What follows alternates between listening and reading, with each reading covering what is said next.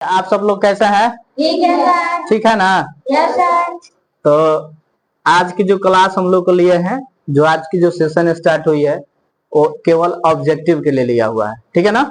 ये जो सेशन है केवल इसमें ऑब्जेक्टिव क्वेश्चन है, जो आपके एग्जाम में क्वेश्चन आता है ऑब्जेक्टिव टाइप का आता है ना, जिसको हम लोग बिहार बोर्ड के हिंदी में लिखा जाता है वस्तुनिष्ठ प्रश्न। क्या लिखा जाता है? वस्तुनिष्ठ प्रश्न। उसको हम लोग हिंदी इंग्लिश में बोलते हैं ऑब्जेक्टिव क्वेश्चन। ठीक है ना? तो ऑब्जेक्टिव क्वेश्चन को हम लोग देखिए कैसे करते हैं लोग, बहुत ही अच्छा क्वेश्चन है। इस चैप्टर से मात्र 6 ऑब्जेक्टिव क्वेश्चन ही आएगा, इससे ज्यादा क्वेश्चन नहीं आएगा। 6 या 5 क्वेश्चन है, 6 क्वेश्चन है। इसी 6 क्वेश्चन से एग्जाम में पूछ सकता है, अन्यथा और दूसरा क्वेश्चन नहीं उठाएगा। ये आपकी तो जो आपके बुक का सबसे मेन जो टॉपिक है, जो मेन जो जिसमें क्वेश्चन पूछने के चांस रहता है, वही टॉपिक आपको दिया गया है। ठीक है ना? अब देखिए कह रहा है, ध्यान दीजिए सब लोग, कह रहा है क्या कि मानव जीवन की वह अवधि जब शरीर जनन योग्य बन जाता है क्या कहलाता है?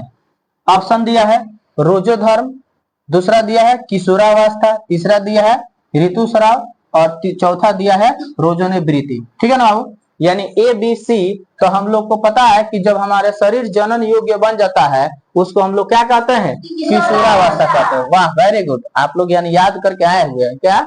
और याद क्या करना है तो क्लास में क्लियरली समझा जाती है। तो बात सही है कि नहीं? क्लास में याद करा देते हैं। इसी को कहा जाता है कि वैसा शिक्षक बनिए जो बच्चा क्लास में ही याद करके चला जाए। आपके कंसेप्ट को समझ में आ रही है ना? देखिए सेकेंड क्वेश्चन कह रहा है कि इनमें से कौन यूनारंभ में शरीर में होने वाला परिवर्तन नहीं है? सही बात है। पहला दिया है शरीर के लंबाई में वृद्धि, दूसरा दिया है एडमस एप्पल निकालना, चौथा दिया है, तीसरा दिया है कि गौण लैंगिक गुणों का विकास, चौथा दिया है रोजोनिवृत्ति। तो हम लोग को जो चौथा होता है रोजोनिवृत्ति, ये हमारे शरीर में यूनारंभ होने वाला परिवर्तन ना है। ठीक है ना? थर्ड नंबर आपका दिया है कि इनमें कौन पौरुष हार्मोन कहलाता है? तो आपको मैं बताया था कि पौरुष हार्मोन टेस्टोस्टेरोन को हम लोग पौरुष हार्मोन यानी पुरुष हार्मोन कहा जाता है, बताया था ना? तो देखिए पहला दिया है आपका फॉलिकल उत्तेजक हार्मोन, जिसको हम लोग FSH के द्वारा सूचित करते हैं, एजेस्ट्रॉन, ब्रीसर और टेस्टोस्टेरोन। ठीक है ना? हाँ, उसके बाद यानी आपका ऑप्शन इसमें के कौन सा होगा? आपका डी नंबर ऑप्शन होगा। उसके बाद कह रहा है कि स्त्रियों में होने वाला मासिक स्राव की सामान्यतः अवधि क्या होता है? यानी जो मेंस्ट्रुअल साइकिल महिलाओं में होता है, जिसको हम लोग बोलते हैं हिंदी में मासिक स्राव, या उसको हम लोग ऋतुस्राव भी कहते हैं, बताया था ना? तो उसको कह रहा है कि 22 दिन, 28 दिन, 14 दिन और 30 दिन। तो हम लोग को क्या होता है, सामान्य जो औसत दिखा गया है वो 28 दिन में मासिक स्राव आ जाता है। उसके बाद देखिए फिफ्थ नंबर क्वेश्चन कर रहा है कि हमारे देश में लड़कियों का विवाह किस उम्र के पहले करना कानूनी अपराध है? कह रहा है कि देखिए अभी के डेट में जो हमारे शिक्षित परिवार हैं लगभग में सब लोग, इसीलिए तो देखिए आज के डेट में सोशल मीडिया पर जुड़ना बहुत जरूरी है। इसका रीजन यह है कि सोशल मीडिया पर बहुत सारे चीज जो मनुष्य को सीखने को मिलता है। देखिए मैं यूट्यूब पर बना रहा हूं, अब ये यूट्यूब चैनल जो लोग सब्सक्राइब किए होंगे उनके पास जाएगा, जो लोग नहीं किए होंगे उनके पास लोग लिंक शेयर कर देते हैं। तो ये शरीर के बारे में जानना बहुत जरूरी होता है। देखिए अभी के डेट में, पहले के जो डेट में क्या होता था कि पहले 15 साल 13 साल 14 साल के लड़कियों को लोग शादी कर देता था ना, लेकिन उसका जो शरीर का जो विकास होता था पूर्ण रूप से नहीं होता था। लेकिन उसके जब देखा कि जो सरकार हमारी बिहार गवर्नमेंट देखी कि अब जो लड़कियों का मैरिज जो होगा वो 18 साल के बाद मैरिज होगा, तो उन्होंने तुरंत ये कानूनी अपराध लगा दिया कि जिनके घर में लड़कियों का शादी 18 साल के पहले होगा उन पे कोई ना कोई कानून धारा लगेगा। लेकिन अब उनको पता चलेगा तब तो लगाएंगे ना। बहुत अभी भी बहुत जगह होता है, कुछ लोग नहीं भी करते। जो अशिक्षित परिवार है वो लोग कर देते हैं, जो लोग शिक्षित परिवार है वो लोग नहीं करते हैं। लेकिन ये देखिए ये एक मतलब निर्धारित किया गया है कि 18 साल के बाद शादी कर लेनी चाहिए, शादी कर देना है।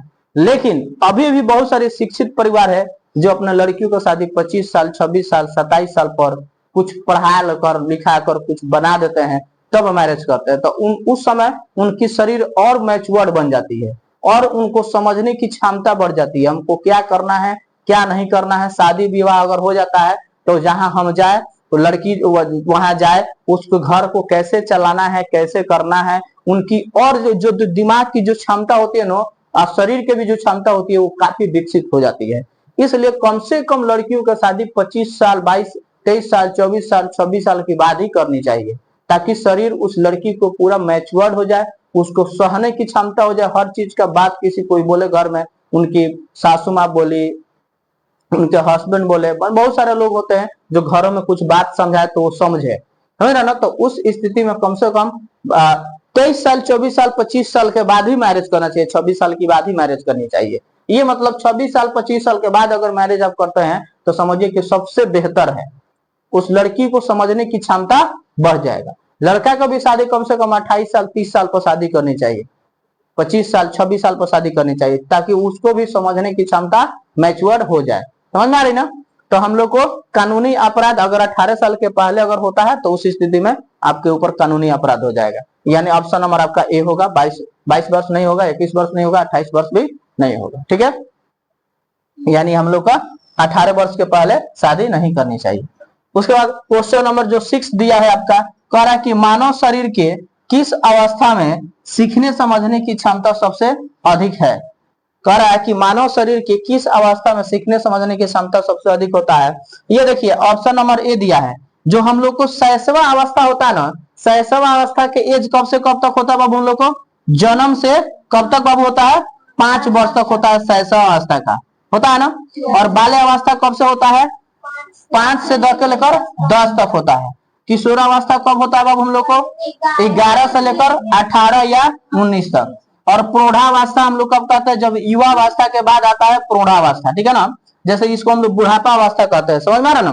तो हम लोग को सबसे ज्यादा सीखने और समझने की क्षमता किस अवस्था में हम लोग बनता है, किशोरावस्था में। आप लोग को जितने लोगों का एज इस क्लास में, आप लोग जितने लोग बैठे हैं सब लोग किशोरावस्था में, सब लोग का एज 11 से लेकर आपका 18 के बीच में है, समझ में आ रहा ना। तो इसमें सब लोग को समझने की क्षमता, पढ़ने की क्षमता सब इसी में होता है, समझ में आ रही है ना। तो हम लोग को आज की जो क्वेश्चन हुआ, हम लोग को ये 6 क्वेश्चन हुआ, ठीक है ना। आज की क्लास हम लोग खत्म करेंगे। तो आज के लिए हम लोग जय हिंद, जय भारत।